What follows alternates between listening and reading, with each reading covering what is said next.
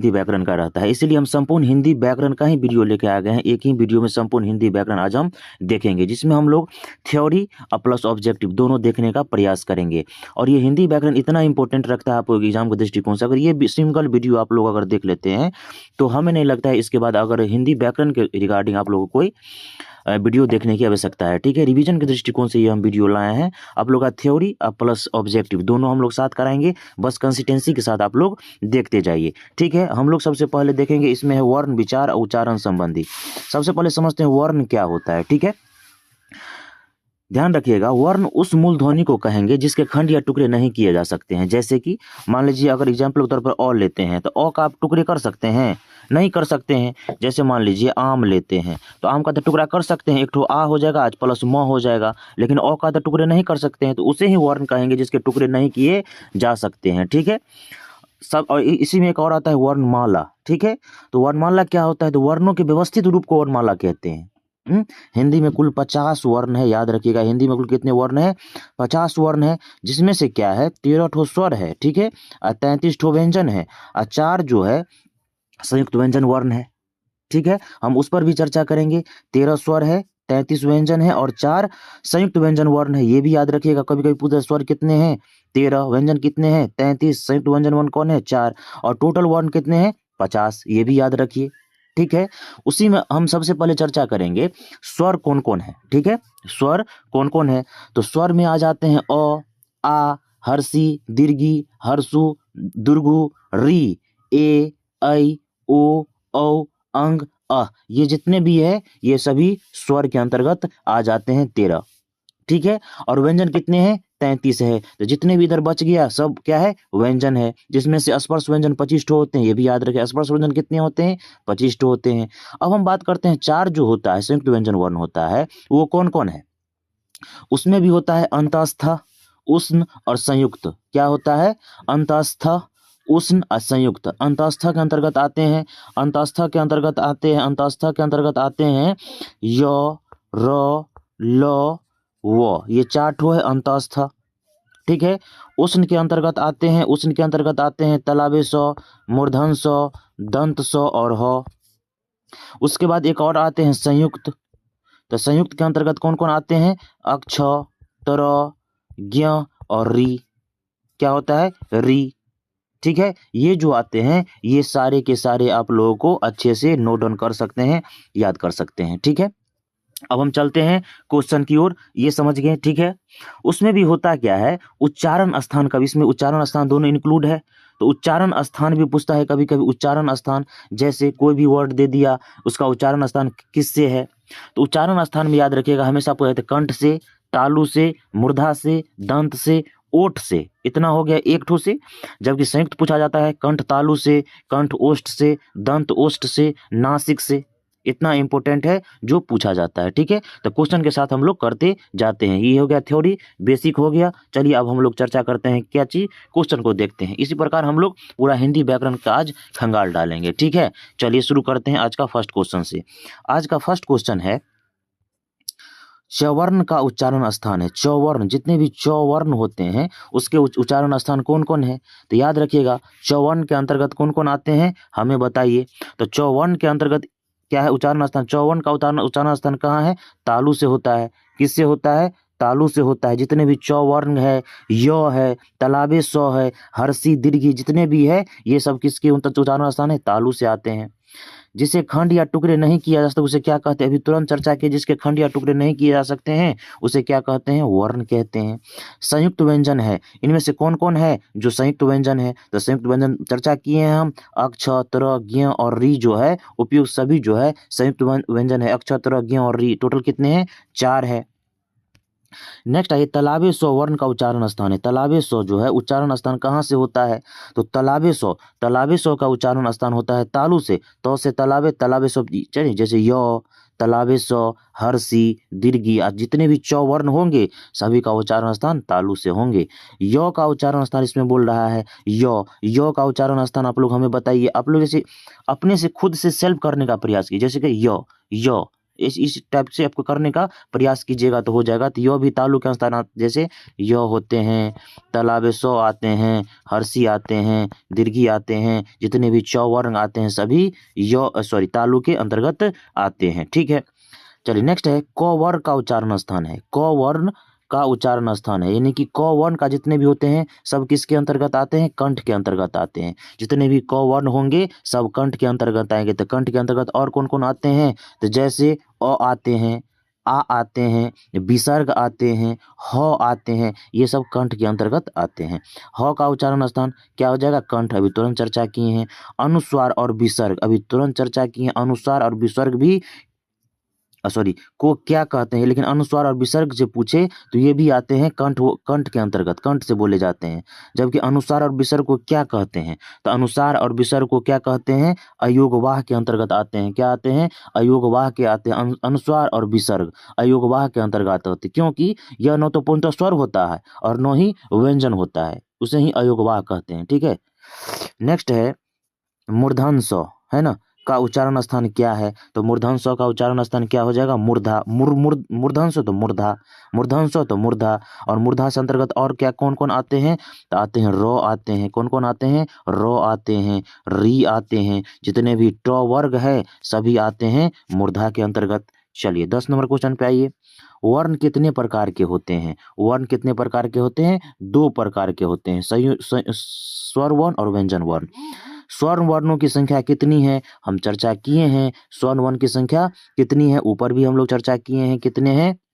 स्वर वर्ण की संख्या कितनी है? टोटल 11 है। व्यंजन वर्ण की संख्या टोटल कितनी है? तो व्यंजन वर्ण की संख्या टोटल कितने हो जाएंगे? व्यंजन वर्ण का अनुपात बोल रहा है तो कितना हो जाएगा? 33। और स्वर वर्ण कितना हो जाएगा? 10 11 13, 13 ना होता है भाई, 13 हो जाएगा। नेक्स्ट आइए, हिंदी में वर्णों की कुल संख्या कितनी है? यहाँ कुल बोल रहा है, हिंदी में वर्णों की कुल संख्या बोल रहा है ना, तो कुल वर्ण कितने हैं? 50, 30, 40, 44, 24। इसमें कोई भी ऑप्शन नहीं है, तो जो सबसे बड़ा वाला होगा वही मार दीजिएगा। कौन हो जाएगा? 44। ये सभी कॉमन सेंस की बात है, जैसे टोटल होते हैं 50, लेकिन ऑप्शन में तो 50 है ही नहीं है, तो जो सबसे बड़ा होगा वही मारना है। 9 का उच्चारण स्थान बताइए जल्दी से आप लोग। 9 का उच्चारण स्थान नासिक होता है। क्या होता है? 9 का उच्चारण का स्थान क्या हो जाएगा? नासिक। इसके अलावे नासिक में आते हैं ड, यह, बड़ी न, छोटी न, म, ये सब नासिक के अंतर्गत आते हैं। दुर्घु उ का उच्चारण स्थान बताइए आप। हर्षु उ, दुर्घु उ, आप जितने भी प वर्ग होंगे ना सभी का उच्चारण स्थान कहाँ से होंगे? ओठ से होंगे। कौन कौन बोले? हर्षु उ, दुर्घु उ, और जितने भी प वर्ग होंगे, जैसे प से स्टार्ट होंगे जितने भी प वर्ग, जैसे प फ ब भ म, प वर्ग के अंतर्गत कौन कौन आएंगे? जैसे प फ पूरा, प फ ब भ म, ये सब क्या आएंगे? ओष्ठ से आएंगे। नेक्स्ट आइए, अ का उच्चारण स्थान अभी बताइए, चर्चा किए ना कंठ से। अ का उच्चारण स्थान अ आ। ल का उच्चारण स्थान बताइए। ल का उच्चारण स्थान होता है दांत से। कहाँ होता है? दंत से।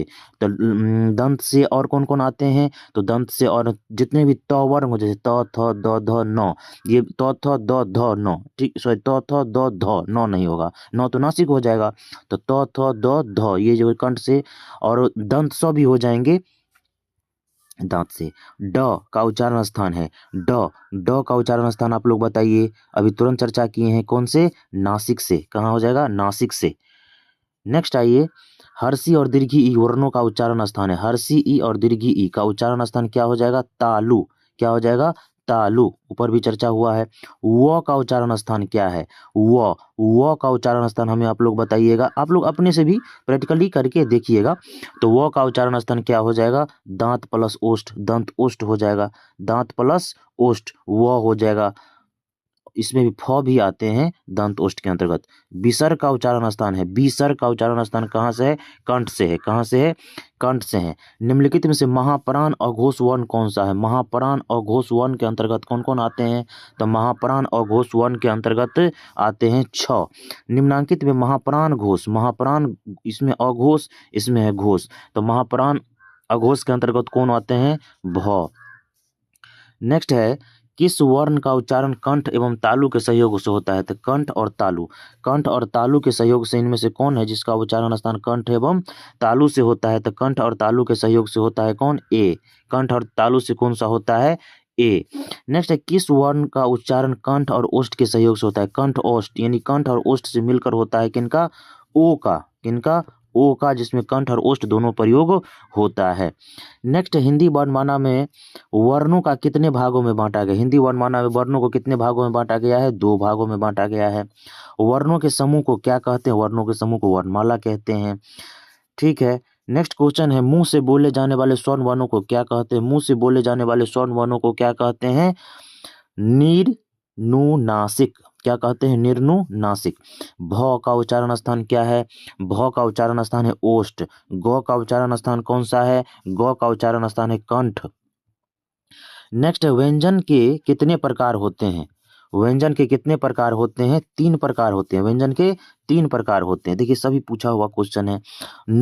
नौ, बड़ी नौ का उच्चारण स्थान है, बड़ी नौ का उच्चारण स्थान है मूर्धा। तो का उच्चारण स्थान है, तो का उच्चारण स्थान है दंत।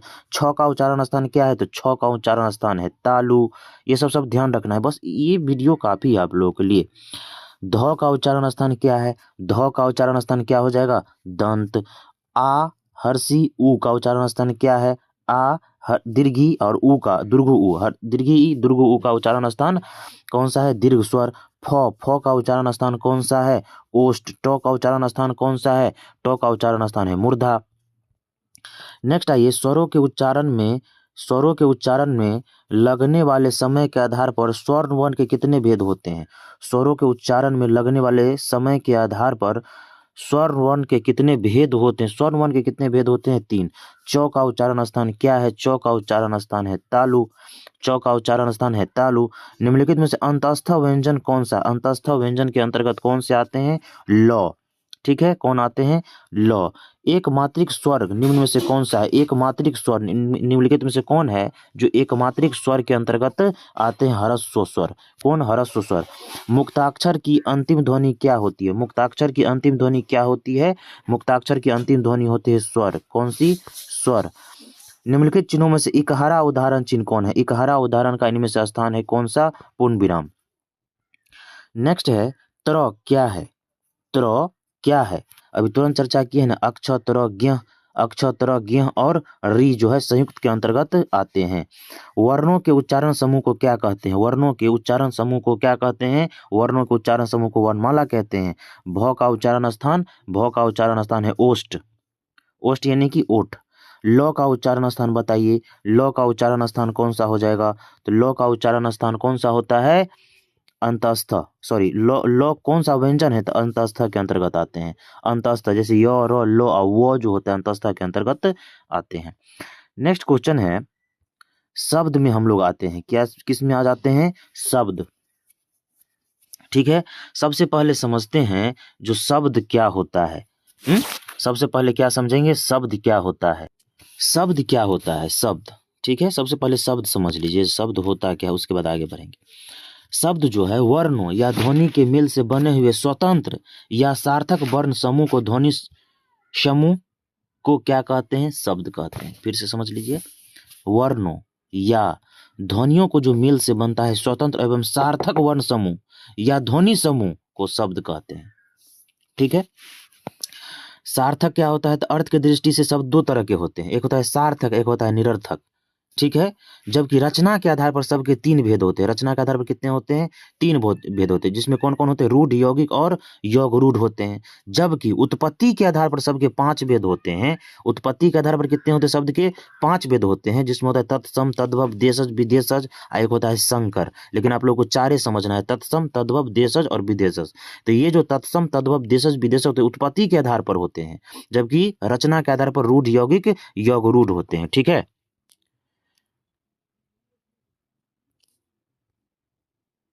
चलिए नेक्स्ट है तत्सम शब्द। क्या है? तत्सम शब्द। तत्सम क्या है? तत्सम शब्द है। तो तत्सम शब्द किसे कहते हैं? तत्सम मतलब होता है तत् जो सम, इसका अर्थ होता है समान, अर्थात जो संस्कृत में जो प्रयोग होता है वही हिंदी में भी प्रयोग होता है, उससे तत्सम कहते हैं। जबकि तद्भव क्या होता है? संस्कृत के बिगड़े हुए रूप को तद्भव कहते हैं। देशज क्या होता है? अपना ठेठी भाषा का जो प्रयोग होता है उसे देशज कहते हैं। और विदेशज क्या होता है? विदेशी भाषा का जो प्रयोग हम लोग करते हैं उसको विदेशज कहते हैं। ठीक है, सबसे पहले इसमें तत्सम शब्द देखते हैं। तो तत्सम शब्द इसमें कौन हो जाएगा? तो जो संस्कृत का हूबहू रूप होगा उसे ही तत्सम शब्द कहेंगे। तो इसमें कौन सा हो जाएगा? जैसे संस्कृत में पुत्र, तो पुत्र संस्कृत में भी सेम है, तो उसमें हो जाएगा पुत्र। तद्भव क्या होता है? संस्कृत के बिगड़े हुए रूप को तद्भव कहते हैं। तद्भव शब्द कौन है? जो संस्कृत में अलग प्रयोग होता है और हिंदी में अलग प्रयोग होता है। तो क्या हो जाएगा दूसरा का? पुत, कपुत और सपुत, उपयुक्त सभी हो जाएगा। इसमें क्या हो जाएगा? उपयुक्त सभी हो जाएगा। देशज क्या है? जो देसी भाषा के प्रयोग में, बोलचाल में प्रयोग होता है देशज, या जैसे गाड़ी, लोटा, पगड़ी, ये सब सभी हो जाएगा। निम्नलिखित में से कौन सा शब्द रूढ़ है? रूढ़, यौगिक, यौगिक बोले तो रूढ़ कौन है इनमें से? पाठशाला है कि देश है कि अंबुज है कि जलज है? रूढ़ कौन है? सबसे पहले समझिए जो रूढ़ क्या होता है। रूढ़ वे शब्द होते हैं जिसके खंड निरर्थक होते हैं, ठीक है। जैसे घोड़ा, पानी, यानी कि जिसके खंड करने पर कोई मतलब नहीं निकलेगा, उसे ही रूढ़ कहते हैं, ठीक है। जैसे मान लीजिए आग है, तो आग तो हुआ, मतलब आग जलता है, अगर इसे खंड कर दीजिएगा तो आ अलग कर दीजिएगा, आ गो अलग कर दीजिएगा, दोनों, इसका आ का कुछ मतलब हुआ, गौ का कुछ मतलब हुआ, मतलब खंड करने पर जिसके जो निरर्थक होता है उसे ही रूढ़ कहते हैं। तो इनमें से कौन हो जाएगा रूढ़? आप हमें बताइए, चार का कितना अच्छा बता दिए। जैसे हो गया देश, जो हो गया रूढ़ के अंतर्गत आ जाएगा, ठीक है। नेक्स्ट आइए,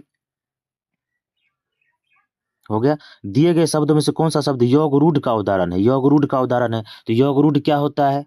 योग रूढ़ वे शब्द होता है जो अपना समान अर्थ को छोड़कर कोई विशेष अर्थ धारण करता है, उसे ही योग रूढ़ कहते हैं। तो इसमें क्या हो जाएगा? पंचानन, हिमालय, उज्ज्वलता, रसोईघर, क्या हो जाएगा इसमें? पांच का ए हो जाएगा पंचानन, है ना। दिए गए शब्दों में कौन सा शब्द यौगिक का उदाहरण है? यौगिक। अब बताइए यौगिक क्या होता है? यौगिक वे शब्द को कहते हैं जिसके खंड करने पर कोई सार्थक मतलब निकलता है, वही होता है यौगिक, ठीक है। 6 नंबर का क्या हो जाएगा? अब बताइए। स्वर्णलता, स्वर्ण प्लस लता, तो स्वर्ण का मतलब हुआ, लता का भी मतलब हो जाता है। स्वर्ण मतलब सोना, लता मतलब लता, तो स्वर्ण लता दोनों अलग भी किए तो इसका मतलब निकला ना, उसे यौगिक कहते हैं। लंबोदर शब्द समझिए, लंबोदर क्या है? लंबोदर गणेश जी का नाम है, तो कोई अपना अर्थ छोड़कर कोई विशेष अर्थ धारण कर लेता है उसे यौगिक कहते हैं, है ना। उसे क्या कहते हैं? सॉरी, योग रूढ़ कहते हैं। विद्यालय क्या है? अब हम बताइए विद्यालय क्या है? यौगिक के अंतर्गत आते हैं। विद्या प्लस आलय, यानी कि विद्या का घर। कान क्या है? कान का खंड कीजिएगा तो कोई मतलब नहीं निकलेगा, तो नौ का क्या हो जाएगा? रूढ़ हो जाएगा। निम्नलिखित शब्दों में से कौन सा शब्द विदेशज है? विदेशज इनमें से कौन सा शब्द है जो विदेशज शब्द है? तो हमें बताइएगा। चाकू जो है वो विदेशज शब्द है, ठीक है। नेक्स्ट है आग। आग कौन सा शब्द है?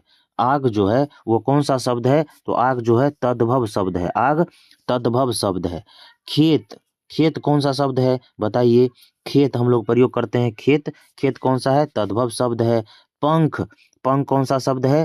पंख, पंख का यहाँ बात हो रहा है, तद्भव शब्द है। भिक्षा कौन सा शब्द है? भिक्षा, भिक्षा जो है तत्सम शब्द है। तत्सम जो संस्कृत और हिंदी दोनों समान अर्थ में प्रयोग होता है। कितना अच्छा से सब्जेक्टिव बता देते हैं, उसके बाद ऑब्जेक्टिव आराम से आप लोग देख लीजिए ना, कोई दिक्कत नहीं होगा।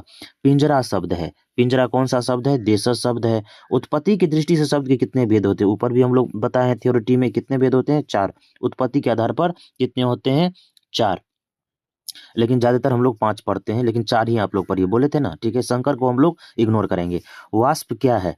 वाष्प क्या है? वो कौन सा है? वाष्प, वाष्प, वाष्प तत्सम है। आम्र शब्द क्या है? देखिए ये संस्कृत में आम्र होता है, जबकि हिंदी में आम होता है, तो क्या हो जाएगा? तत्सम हो जाएगा। नेक्स्ट आते हैं संज्ञा। सबसे पहले समझते हैं संज्ञा, ठीक है। संज्ञा के बारे में पहले डिटेल जानते हैं, उसके बाद हम लोग देखेंगे, ठीक है। संज्ञा क्या होता है? सबसे पहले ये समझिए संज्ञा। संज्ञा क्या होता है? किसी व्यक्ति, प्राणी, वस्तु, पदार्थ, भाव, स्थान के नाम को संज्ञा कहते हैं। संज्ञा के कितने भेद होते हैं? तो संज्ञा के 5 भेद होते हैं, याद रखिए। कौन कौन? व्यक्तिवाचक संज्ञा, जातिवाचक संज्ञा, समूहवाचक संज्ञा, द्रव्यवाचक संज्ञा और भाववाचक संज्ञा। संज्ञा में बस इतना ही जानना है, ठीक है। हम लोग देखते हैं, शुरू करते हैं क्वेश्चन से।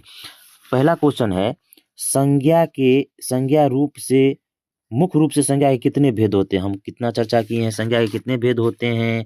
तो संज्ञा के इसमें आप लोगों को क्या हो जाएगा? 5। क्या हो जाएगा? 5, ठीक है। संज्ञा के कितने भेद होते हैं? 5। नेक्स्ट है, बुढ़ापे में इंसान बिल्कुल बच्चा बन जाता है। इस वाक्य में बुढ़ापा क्या है? बुढ़ापा क्या प्रदर्शित करता है? भाव प्रदर्शित करता है, भाव है जो बुढ़ापा है। बुढ़ापा को लोग देख सकता है, ऊपर से भाव स्पष्ट होता है कि ये बूढ़ा है, ठीक है। नेक्स्ट है, आजकल भारतीय पहनावे बदल गए हैं। इस वाक्य में पहनावा क्या है? पहनावा इंडिकेशन है, तो पहनावा क्या चीज़ करता है? पहनावा भाव बताता है। पहनावा से ही पता लग जाता है ये कौन सा है, क्या है, नहीं है, ठीक है। ईमानदारी सर्वोत्तम नीति है। इस वाक्य में honesty is the best policy, वाक्य में ईमानदारी कौन सी संज्ञा है? ईमानदारी जो है वो भी भाव के अंतर्गत आ जाता है। ईमानदारी दिखता थोड़े है, वो तो भाव से पता लगता है, आदमी के बिहेवियर से ना पता चलता है आदमी कैसा है, ठीक है। नेक्स्ट है, मुझे 2 किलो छीमी खरीदनी है। इस वाक्य में छीमी, छीमी कौन सी संज्ञा है? अब बताइए, छीमी जैसे मटर हो गया, मटर को आप एक साथ खरीद लेते हैं तो गिन पाइएगा कितना दे दिया। जैसे 10 किलो हमको खरीदना है तो कितना पीस मटर दे दिया पता चलेगा नहीं ना, तो क्या हो जाएगा, वो द्रव्य के अंतर्गत आ जाते हैं। जैसे आटा हुआ, चावल हो गया। सभा में अनेक नेता उपस्थित थे। इस वाक्य में सभा कौन सी संज्ञा है? जैसे सभा हुआ तो भीड़ को इंडिकेशन करता है, भीड़ मतलब समूह को इंडिकेशन करता है, समूहवाचक के अंतर्गत आ गया। टेम्स इंग्लैंड की गंगा है। टेम्स जो इंग्लैंड की गंगा, इस वाक्य में गंगा क्या है? तो गंगा आप समझते हैं हमारी पवित्र नदी है, क्या है? एक जाति है जिससे नाम का बोध होता है, जातिवाचक संज्ञा। रामचरितमानस हिंदुओं की बाइबिल है। इस वाक्य में बाइबिल कौन सी संज्ञा है? तो बाइबिल कौन सी संज्ञा है? नाम है, तो व्यक्तिवाचक संज्ञा हो गया। नेक्स्ट है, राम और श्याम में मित्रता है। इस वाक्य में मित्रता, मित्रता क्या प्रकट करता है? मित्रता जो है भाव प्रकट करता है, ठीक है। धूप बहुत कड़ी है। इस वाक्य में धूप क्या है? इस वाक्य में धूप क्या चीज को प्रकट करता है? धूप भी भाव को प्रकट करता है। सोना बहुत चमकीला होता है। इसमें सोना क्या है? सोना क्या है? सोना को हम लोग काउंट नहीं कर सकते हैं, तो द्रव्यवाचक संज्ञा के अंतर्गत आ जाता है। भाववाचक संज्ञा का उदाहरण है, भाववाचक संज्ञा का उदाहरण कौन है? सर्दी। कौन है? सर्दी। मित्र शब्द का भाववाचक, मित्र के भाव मित्रता, मित्र का भाव क्या हो जाएगा? मित्रता, ठीक है, या मैत्री, नहीं मित्रता, ठीक है। मैदान में सभा हो रही है, यहाँ सभा कौन? जैसे ही सभा का बात हुआ क्या हो जाएगा? समूह का इंडिकेशन है। कलम शब्द कौन सा है? कलम, कलम किसके अंतर्गत आते हैं? एक प्रकार के जाति के अंतर्गत आते हैं। पूरे कलम का बोध हो जाता है तो जाति के अंतर्गत आ जाते हैं। जैसे मानव जातिवाचक के अंतर्गत आ जाएंगे। सभा समूहवाचक, ठीक है। भाववाचक संज्ञा निम्न में से कौन सा है? जिसे भाव प्रकट होता है तो वो हो जाएगा बुढ़ापा। सुरेश कौन सा शब्द है? तो सुरेश क्या हो जाएगा? व्यक्ति का नाम हो जाएगा। तूफान किसके अंतर्गत आते हैं? व्यक्तिवाचक के अंतर्गत आते हैं। गिरोह कौन सा शब्द है? गिरोह, गिरोह, गिरोह समझिए, गिरोह जो है समूह का बोध होता है, गिरोह, ठीक है। अक्टूबर शब्द का कौन सा समास? अक्टूबर शब्द जो है कौन सा समास के अंतर्गत आते हैं? व्यक्तिवाचक के अंतर्गत आते हैं अक्टूबर। सिपाही विद्रोह कौन सा संज्ञा है? सिपाही विद्रोह कौन सा संज्ञा है? व्यक्तिवाचक संज्ञा है। चलिए नेक्स्ट आते हैं, उस भिखारी शब्द को क्या कहते हैं जिससे किसी विशेष वस्तु और जीव के नाम का बोध होता है? उसे क्या कहते हैं? उसे कहते हैं संज्ञा। उस संज्ञाओं में से एक ही प्रकार की वस्तुओं तथा व्यक्तियों का बोध होता है, उसे क्या कहते हैं? एक ही प्रकार के, उसे क्या कहते हैं? जातिवाचक संज्ञा कहते हैं। क्या कहते हैं? जातिवाचक संज्ञा कहते हैं। कितना अच्छा था, ये हो गया संज्ञा के प्रमुख प्रश्न। अब आते हैं हम लोग सर्वनाम। किस पर आएंगे हम लोग? अब हम देखेंगे सर्वनाम। सर्वनाम देखेंगे। सबसे पहले समझेंगे सर्वनाम क्या होता है। तो संज्ञा के बदले में जिसका प्रयोग होता है ना, वही सर्वनाम होता है, ठीक है। हिंदी में जो है कुल 11 सर्वनाम होते हैं, लेकिन सर्वनाम के 6 गो भेद होते हैं। पुरुषवाचक सर्वनाम, निश्चयवाचक सर्वनाम, अनिश्चयवाचक सर्वनाम, निजवाचक सर्वनाम, संबंध वाचक सर्वनाम और प्रश्नवाचक सर्वनाम, ठीक है। तो इसी प्रकार हम लोग देखेंगे। समझिए कुछ कौन सा सर्वनाम है। सबसे पहले इसका कुछ उदाहरण भी, जैसे 6 गो भेद होते हैं ना। पुरुषवाचक सर्वनाम में आते हैं मैं, तुम, वह, हम, वे। आप लोग नोट भी करते जाइए अगर इच्छा हो तो, ठीक है। निश्चयवाचक में आ जाते हैं यह, वह। अनिश्चय में आते हैं कोई, क्या, कुछ। निजवाचक में आते हैं आप, स्वयं, खुद। संबंध में आते हैं जो, सो। प्रश्नवाचक में आते हैं कौन और क्या, ठीक है। तो इतना हम बोल दिए। अब बताइए कुछ कौन सा सर्वनाम है?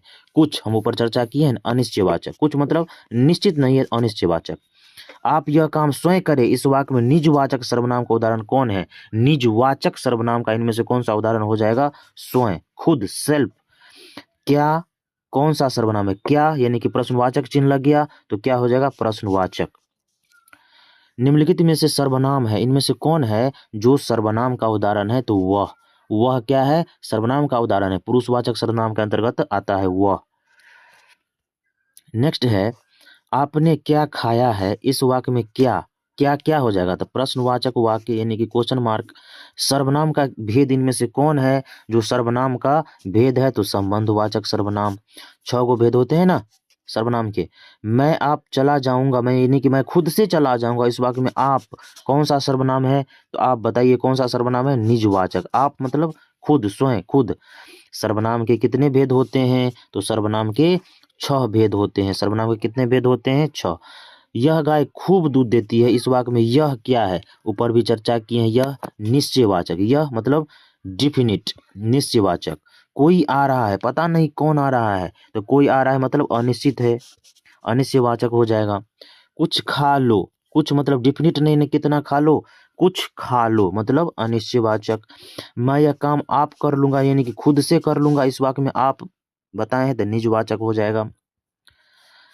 नेक्स्ट है, हमें अपना काम अपने आप स्वयं करना चाहिए, इस वाक्य में अपने आप यानी कि खुद से, सेल्फ से, तो क्या हो जाएगा? निज हो जाएगा।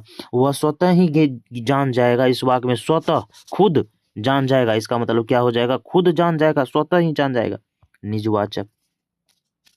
नेक्स्ट, जिसकी लाठी उसकी भैंस, इस वाक्य में जिसकी उसकी कौन सा सर्वनाम है? जिसकी उसकी कौन सा है? संबंध बताता है। मोहन कुछ बोलना चाहता है, इस वाक्य में कुछ पते नहीं है, कुछ, तो क्या हो जाएगा? अनिश्चयवाचक। क्या बोलना चाहता है? पता नहीं, अनिश्चय के अंतर्गत। इसमें निजवाचक सर्वनाम का उदाहरण कौन है? निजवाचक सर्वनाम का उदाहरण इसमें से कौन है? निज मतलब खुद, आप, निज मतलब खुद, आप। अब हम चलेंगे विशेषण का देखेंगे। सबसे पहले समझेंगे हम लोग जो विशेषण क्या होता है। तो जो संज्ञा और सर्वनाम का विशेषता बताता है वही विशेषण है। क्या बोले? जो संज्ञा और सर्वनाम का विशेषता बताता है वही विशेषण है। विशेषण का मुख्यतः 4 भेद होते हैं। विशेषण के मुख्यतः कितने भेद होते हैं? 4। कौन कौन? संख्यावाचक विशेषण, परिमाणवाचक विशेषण, गुणवाचक विशेषण और सर्वनामिक विशेषण। ठीक है, 4 भेद हुए। और विशेषण क्या होते हैं? जो संज्ञा और सर्वनाम का बदले में जिसका प्रयोग होता है, जो संज्ञा और सर्वनाम की विशेषता बताता है, उसे क्या कहते हैं? विशेषण कहते हैं। ठीक है, क्वेश्चन पे आते हैं। विशेषण के भेद, इनमें से कौन है जो विशेषण के भेद है? हमें बताइए। तो इनमें से विशेषण के भेद कौन है? परिणामवाचक, परिमाणवाचक, क्या हो जाएगा? ये विशेषण के भेद हैं। ठीक है, तो क्या हो जाएगा? 5 का सी हो जाएगा, परिमाणवाचक। ठीक है, परिमाणवाचक विशेषण। प्रविशेषण शब्द किसकी विशेषता बताता है? प्रविशेषण किसकी विशेषता बताता है? प्रविशेषण विशेषण की विशेषता बताता है। गुणवाचक विशेषण कौन है? गुणवाचक विशेषण के अंतर्गत आते हैं अच्छा। ठीक है, ये गुण है, गुण को प्रदर्शित करता है। अधिक, अधिक कौन सा विशेषण हो जाएगा? अधिक मतलब क्या है? कोई चीज का परिमाण बताता है, तो परिमाणवाचक विशेषण। वह अच्छा लड़का है, वाक्य में किस विशेषता का प्रयोग किया जाता है? वह अच्छा लड़का है, गुण को बताता है, तो गुणवाचक। नेक्स्ट आइए, थोड़ा नमक, पता नहीं है क्या? थोड़ा मतलब परिणाम हो जाएगा, थोड़ा, थोड़ा मात्रा में, तो क्या हो जाएगा? परिमाण। विशेषण के मुख्यतः कितने भेद होते हैं? कितने भेद होते हैं? विशेषण के 4 भेद होते हैं। नेक्स्ट क्वेश्चन क्या बोलता है? रामचरितमानस में अनेक मर्मिक प्रसंग आए हैं, इस वाक्य में विशेषण पद चुनिए। विशेषण क्या है? इसमें मर्मिक प्रसंग आए हैं। क्या है? मर्मिक प्रसंग आए हैं, बहुत ही दुखद घटना सब हुए हैं। बरसात में मेरे नगर की स्थिति नरकीय हो जाता है, इस वाक्य में विशेषण पद, तो विशेषण क्या है? नरकीय, दुर्गति। नेक्स्ट है परिमाणवाचक विशेषण है। परिणाम मतलब कुछ मात्रा में, यानी कि थोड़ा सा। रुचि शब्द का विशेषण क्या है? रुचि, इंटरेस्ट का विशेषण क्या हो जाएगा? रुचि शब्द का विशेषण रुचिये हो जाएगा। विशेषता ना, रुचिये हो जाएगा। ठीक है, नेक्स्ट है 4 गज मलमल, कौन सा विशेषण है? 4 गज मलमल कौन सा विशेषण है? परिमाण। निम्न में से नरक शब्द का विशेषण क्या हो जाएगा? नरक शब्द का ऊपर भी देखे हैं ना, नरकीय। जो संज्ञा या सर्वनाम की विशेषता बताए उसे क्या कहते हैं? उसे विशेषण कहते हैं। तालु शब्द का विशेषण क्या होता है? तालु शब्द का विशेषण हो जाता है तालव्य, तालव्य। नेक्स्ट है 50 हाथी, किस विशेषण का उदाहरण है? 50 हाथी किस विशेषण का उदाहरण है? 50 हाथी संख्यावाचक विशेषण का उदाहरण है। उपेक्षा शब्द का विशेषण क्या है? उपेक्षा शब्द का विशेषण है उपेक्षित। क्या हो जाएगा? उपेक्षा का उपेक्षित। नेक्स्ट क्वेश्चन है, हम लोग क्रिया आएंगे। क्या चीज आएंगे? क्रिया। ठीक है, क्रिया आप लोग जानते हैं, टेंस, सॉरी, क्रिया वर्ब है, तो वर्ब हम सब समझते हैं। तो उसमें क्वेश्चन क्या है? मोहन घर पहुंच गया, इसमें पहुंच गया किस प्रकार का क्रिया है? पहुंच गया संयुक्त है, पहुंच गया कौन सा क्रिया है, संयुक्त है। किस वाक्य में सकर्मक क्रिया का प्रयोग हुआ है, सकर्मक और अकर्मक क्रिया है ना, उसमें सकर्मक इनमें से कौन, पॉजिटिव सकर्मक कौन हो जाएगा, मीना ने चिट्ठी लिखी। नेक्स्ट है मैंने रुपये दिलवाए, इस वाक्य में दिलवाएं कौन सी प्रक्रिया है, दिलवाएं जो है प्रेरणार्थक क्रिया है। कर्म के अनुसार क्रिया के कितने भेद होते हैं, कर्म के अनुसार क्रिया के 2 भेद होते हैं। व्युत्पत्ति के आधार पर क्रिया के कितने भेद होते हैं, व्युत्पत्ति के आधार पर क्रिया के 2 भेद होते हैं। यौगिक क्रिया के कितने भेद होते हैं, यौगिक क्रिया के कितने भेद होते हैं, 4। कितने, 4। क्रिया से अगर क्वेश्चन पूछे जाते हैं, इससे ज्यादा नहीं पूछे जाएंगे। अब हम लोग आते हैं वाच्य, किस पर आते हैं, वाच्य। वाच्य में बस 4-5 क्वेश्चन पूछे जाते हैं जो हम लगा देते हैं। वाच्य के कितने भेद होते हैं, तो वाच्य के 3 भेद होते हैं, वाच्य के 3 भेद होते हैं, याद रखिएगा। नेक्स्ट क्वेश्चन है बच्चों ने से खेला जाएगा, बच्चों से खेला जाएगा, यह वाक्य में कौन सा वाच्य है, बच्चों से खेला जाएगा यह वाक्य कौन सा वाच्य है, तो हो जाएगा भाव। क्या हो जाएगा, भाव। मैं रोटी खाता हूँ, यह वाक्य कौन सा वाच्य है, मैं रोटी खाता हूँ हो जाएगा कृत्यवाच्य। क्या हो जाएगा, कृत्यवाच्य। तुमसे आगे बढ़ा क्यों नहीं जाता, इस वाक्य में वाच्य का उदाहरण आगे क्यों नहीं बढ़ा जाता, भाव। ठीक है। कल देर तक पढ़ा, कल देर तक पढ़ा कौन सा वाच्य है, देर तक कृत्य हो जाएगा। क्या हो जाएगा, कृत्यवाच्य हो जाएगा। चलिए नेक्स्ट आते हैं हम लोग टेंस समझते हैं। तो टेंस तो आप लोग अच्छे से जानते हैं। काल। चलिए हम लोग इसमें ज़्यादा सब्जेक्टिव देखने का प्रयास नहीं करेंगे क्योंकि आप लोग को अच्छे से सभी आदमी को पता रहता है काल के बारे में। इसमें भी कुछ महत्वपूर्ण देख लेते हैं जो एग्जाम के दृष्टिकोण से इम्पोर्टेंट है। पहला क्वेश्चन है रहीम खाना खा रहा था, तो था लग गया तो क्या हो जाएगा, अपूर्ण भूतकाल। वह कल घर जाएगा, भविष्य में जाएगा यानी कि भविष्यत काल। काल के कितने भेद होते हैं, 3, प्रेजेंट, पास्ट और फ्यूचर। वर्तमान काल के कितने भेद होते हैं, वर्तमान काल के जो है 4 भेद होते हैं। भूतकाल कितने प्रकार के होते हैं, भूतकाल 6 प्रकार के होते हैं। भविष्यत काल के कितने प्रकार होते हैं, 3 प्रकार होते हैं। कितना अच्छा क्वेश्चन सब है, अगर पूछे जाएंगे तो यही पूछे जाएंगे, उससे बाहर नहीं पूछे जाएंगे। सीता खाती है, प्रेजेंट का बात हो रहा है, सीता खाती है।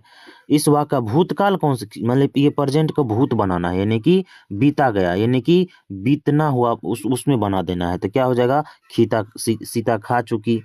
राम खाता होगा कौन सा काल है, होगा, होगा लग गया ना, यानी कि संदिग्ध वर्तमान काल हो गया। मैं पढ़ रहा हूँ, संदिग्ध मतलब डिफिनिट नहीं है, ठीक है। मैं पढ़ रहा हूँ किस काल का उदाहरण है, पढ़ रहा हूँ, प्रेजेंट का बात हो रहा है, वर्तमान काल हो जाएगा 9 का। नेक्स्ट है मोहन आया, किस काल का उदाहरण है, आया, मोहन आया, सामान्य भूतकाल। वह देखता है, किस काल का उदाहरण, वह देखता है, वर्तमान काल। सुनीता रो रही है, ये भी वर्तमान है लेकिन वर्तमान है, चलिए ठीक है। नेक्स्ट है वह आया था, बीत गया ना, था लग गया तो क्या हो जाएगा, भूतकाल। सत्यवान 1 वर्ष से अधिक जीवित नहीं रहेगा, किस काल का उदाहरण है, किस काल का उदाहरण, 1 वर्ष जीवित नहीं रहेगा, किस काल का उदाहरण है, भविष्य का है, बात हो रहा है। वह खा चुका था, किस काल का उदाहरण, खा चुका था लग गया ना, तो ये भी भूत के अंतर्गत आ जाएगा।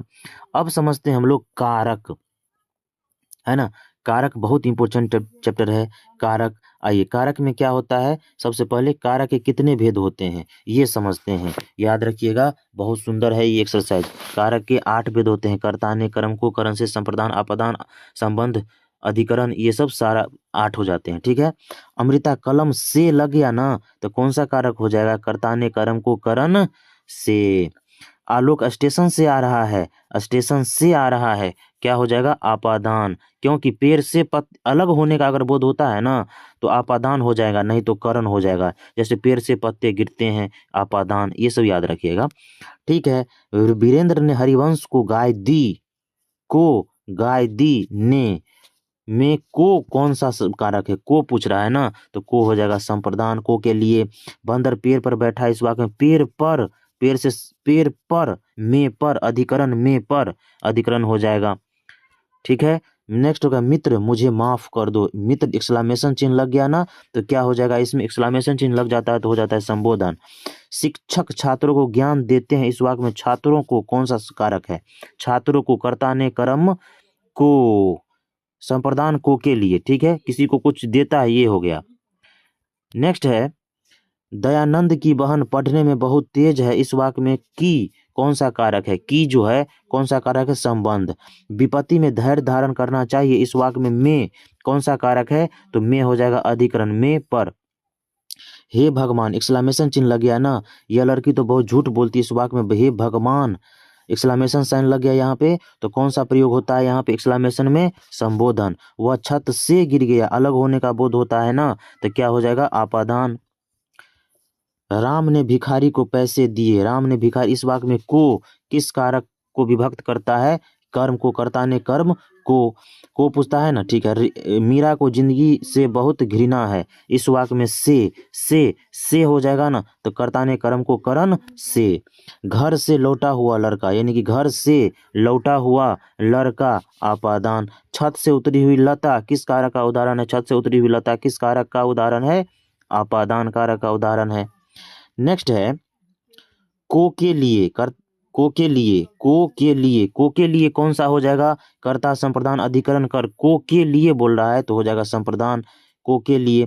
शिकारी ने बाघ को मारा, किस ने? कर्ता ने कर्म को। कर्ता ने कर्म को, यहाँ ने कर्म कर्ता ने है, लेकिन किसी को मारने का बोध हो रहा है तो इसमें कर्ता तो है नहीं, तो हो जाएगा क्या? कर्म। क्या पूछ रहा है? ठीक है। लोगों ने चोर को मारा, लोगों ने चोर को मारा, कौन सा हो जाएगा? कर्म। संज्ञा का सर्वनाम के जिस रूप से वाक्य के अन्य शब्दों के साथ उसका संबंध सूचित हो उसे क्या कहते हैं? संज्ञा का सर्वनाम के जिस रूप से वाक्य के अन्य शब्दों के साथ उसका संबंध सूचित हो उसे क्या कहते हैं? उसे कहते हैं कारक। में पर किस कारक की विभक्ति है? में पर ऊपर भी चर्चा कितना बार किए हैं? अधिकरण। हिमालय से गंगा निकलती है, यानी कि अलग होने का बोध होता है ना, तो क्या हो जाएगा? आपादान। 21 का बी। नेक्स्ट है लोगों ने चोर को मारा, लोगों ने चोर को मारा किस कारण का उदाहरण? किस कारक का उदाहरण है? लोगों ने चोर को मारा कर्म। श्याम कलम से लिखता है, कर्ता ने कर्म को करण से, यहाँ क्या हो जाएगा? तो इसका डी हो जाएगा। Very good. अब हम लोग आते हैं नेक्स्ट एक्सरसाइज, वाक्य प्रकार। कौन सा आते हैं? वाक्य प्रकार। वाक्य प्रकार, ठीक है।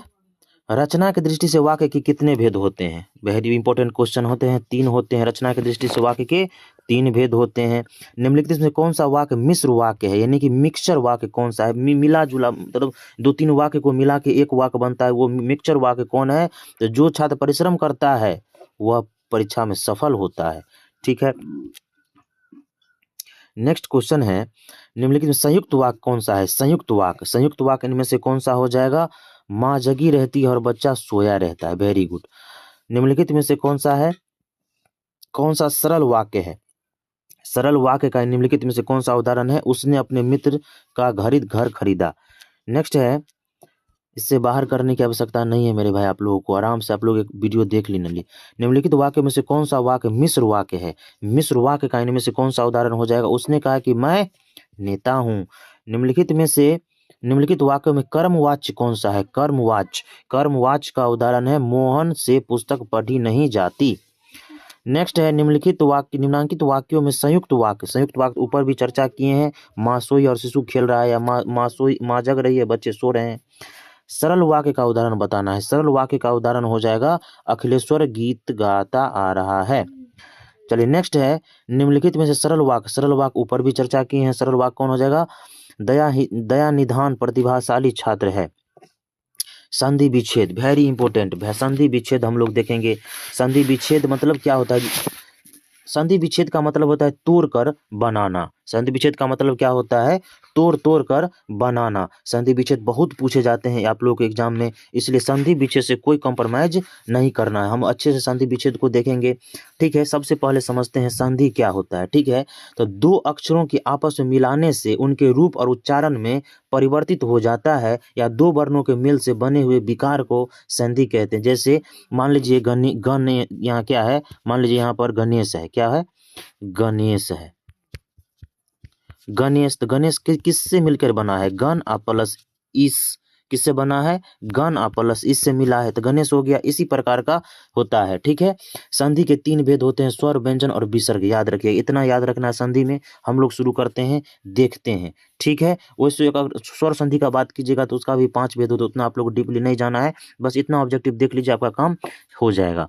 चलिए, जलाशय का संधि विच्छेद क्या हो जाएगा, जलाशय, जलाशय का संधि विच्छेद होता है जल प्लस आशय, जल प्लस आशय।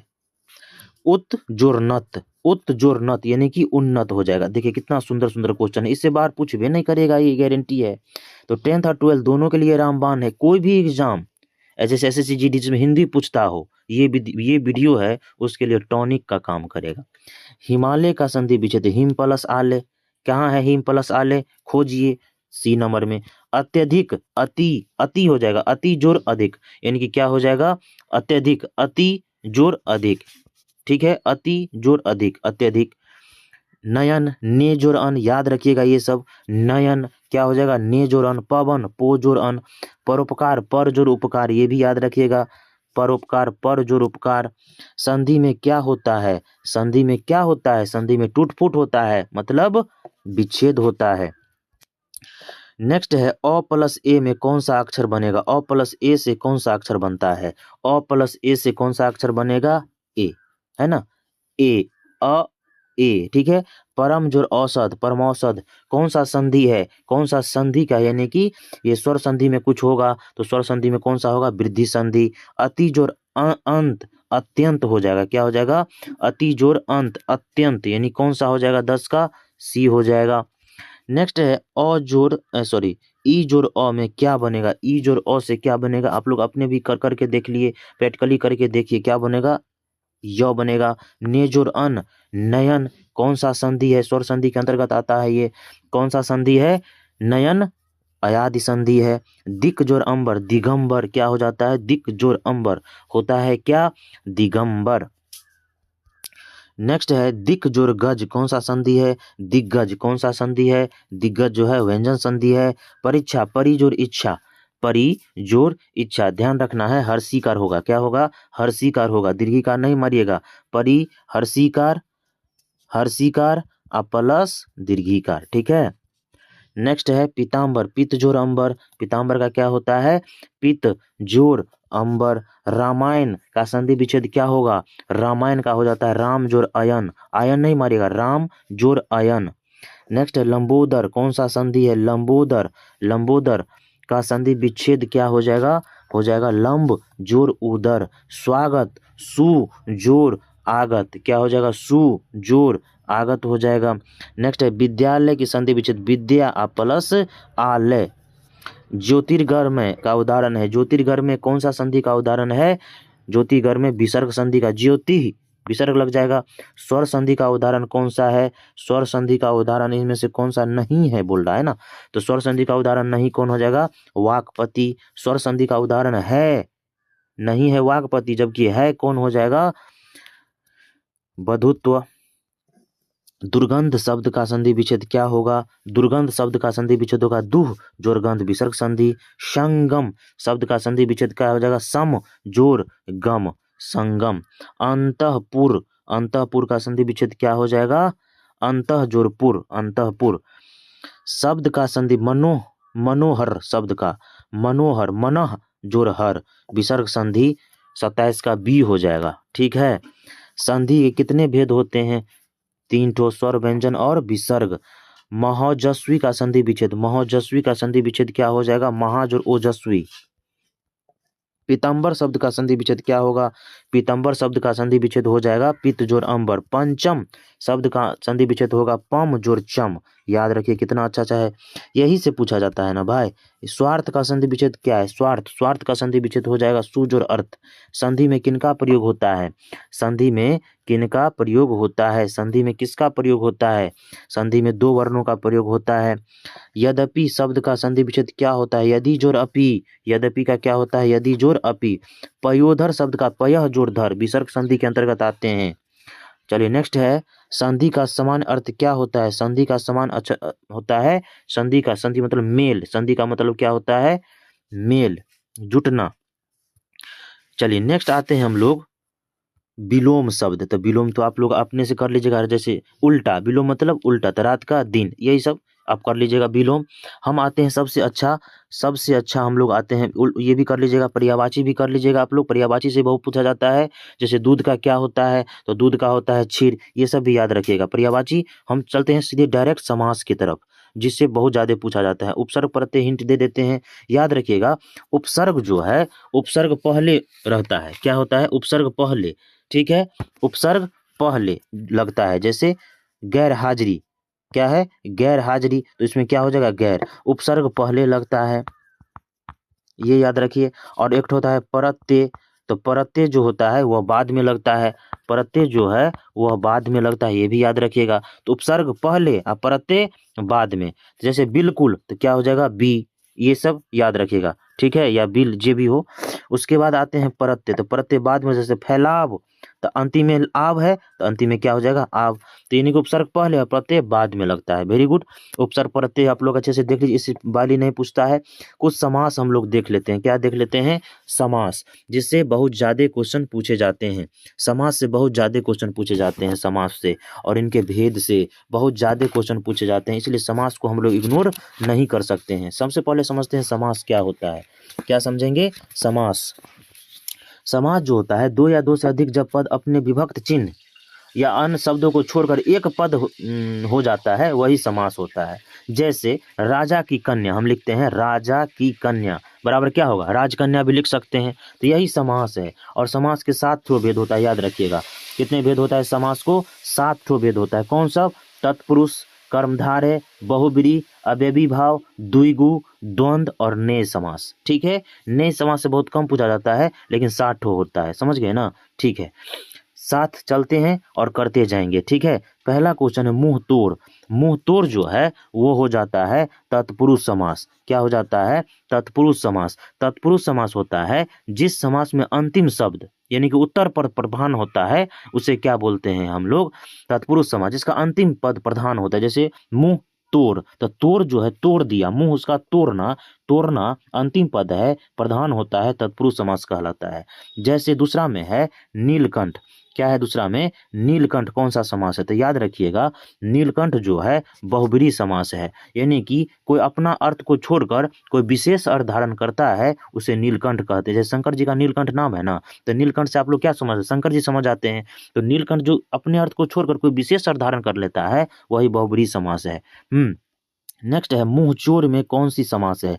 मुंह चोर में जो है तत्पुरुष समास होता है। चोर अंतिम पद प्रधान है, तत्पुरुष समास। गंगा जल में कौन सा समास है, तो गंगा जल में भी तत्पुरुष समास है। गंगा जी का तो है, ठीक है, लेकिन क्या, तो जल, यानी कि अंतिम पद प्रधान है, तत्पुरुष समास।